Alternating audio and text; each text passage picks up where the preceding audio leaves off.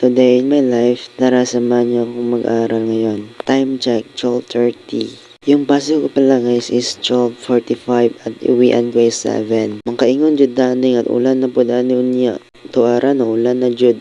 Pero kusog kayang ulan ganiya guys oy. Unya pag dugay-dugay ato guys nundang ng ulan kay uli naman mga estudyante ani kay alas 7 naman sa gabi. So uwian na. Unya pag diri ka pa sa balay kay eskwelaon na kapag nalakad sa eskwelahan kaulion naman ka. Wala na unsa na ni. Alam niyo guys nung bata pa ako nag-aaral pa ako ng elementary pag umulan ng hapon sigurado maliligo naman kami sa ulan. Pag uwi namin sa bahay sigurado papagalitan naman kami. Hala, bakit ka naman alam mo ba magkakasakit ka niyan? Okay lang mapagalitan para sa atin din naman to eh. Shout out sa mga mother dyan. Pagalitan niyo ng mga anak niyo na naliligo sa ulan. Magkakasakit talaga sila. Alam niyo guys, nung mga bata pa tayo, ang sarap maligo kaya sa ulan.